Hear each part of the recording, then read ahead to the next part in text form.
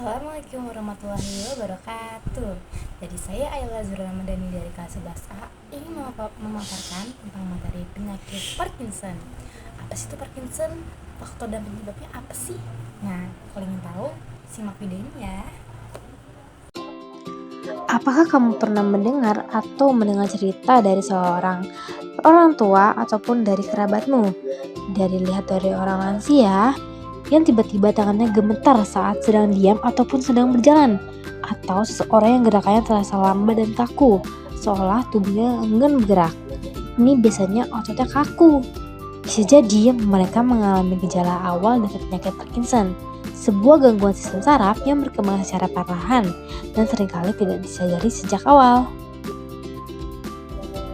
Untuk lebih tahu tentang penyakit Parkinson, seperti faktor, penyebab ataupun gejala dan pencegahannya, mari saksikan presentation aku. Ayo kita cari tahu. Nah, Parkinson sendiri ini prevalensi penyakit Parkinson ini pada kelompok usia di atas 60 tahun adalah 100%. Pada kelompok usia di atas 80 tahun, prevalensi penyakit Parkinson dilaporkan mencapai 3%. Seiring dengan populasi global yang menua, aging population, prevalensi insidensi penyakit Parkinson diperkirakan akan terus meningkat.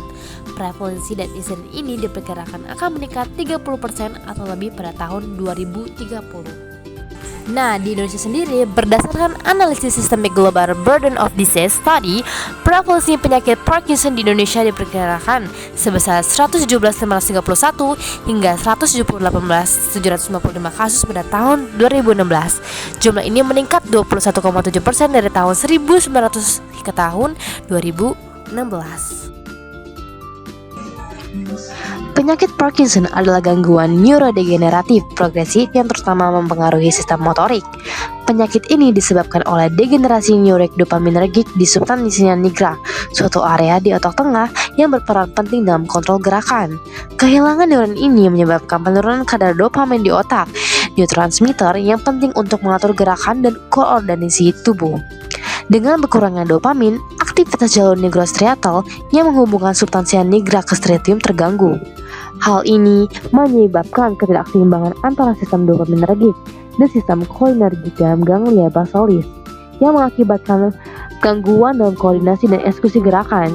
Secara klinis, hal ini memanifestasikan diri dalam gejala utama penyakit Parkinson, yaitu tremor istirahat, kakuan otot atau bisa disebut dengan rigiditas, lalu bradykinesia atau perlambatan gerakan, dan instabilitas postural.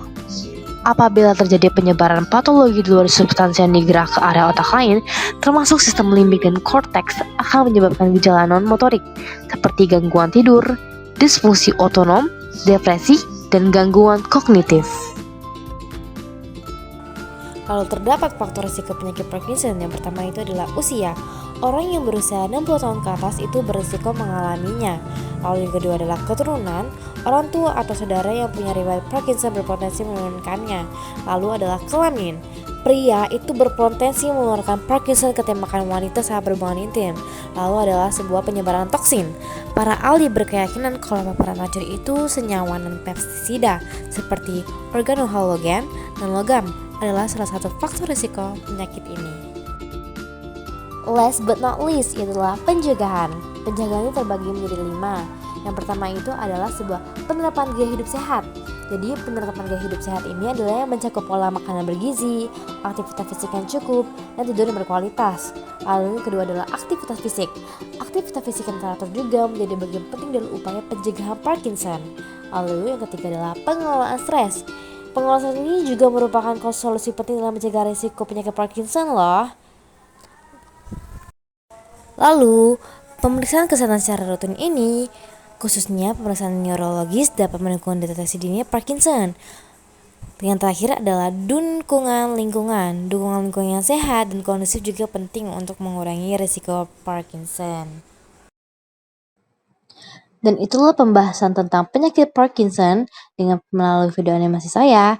Saya Ayla Zura Ramadhani, mohon undur diri dan maaf bila ada kesalahan kata, dan selamat tinggal.